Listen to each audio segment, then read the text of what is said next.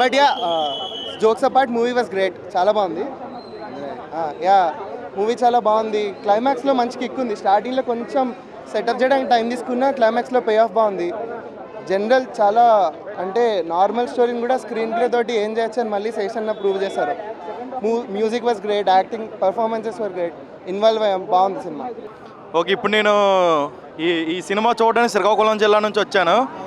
ఎందుకంటే ఇక్కడ ప్రసాద్ ఐమాక్స్ అనేది చాలా పాపులర్ కాబట్టి ఇక్కడ చూస్తే విజువల్స్ అన్నీ బాగుంటాయని నేను చూడడానికి వచ్చాను. సో ఈ మూవీలో నేను కూడా చేశాను. బోడప్పల్లో చాలా కష్టపడి చేశారు. కష్టపడిన ప్రతి దానికి ఇక్కడ సినిమాలో చూసిన తర్వాత అందరూ చప్పట్లు కొడితే ఆ కష్టం మొత్తం మర్చిపోయారు. అడిశేషు గారు ఇప్పుడే వచ్చి విజిట్ చేసి వెళ్ళారు. మూవీలో అంటే ప్రతి సీక్వెన్స్ అంటే ఇప్పుడు ఒక ఫైట్ విజువల్స్ కావచ్చు, మ్యూజిక్ అయితే మరి చెప్పక్కర్లేదు. ఇప్పుడు యాంకర్ గారి డ్యాన్స్ కానీ యాంకర్ కానీ చూపించే విధానం కానీ చాలా బాగా చూపించారు.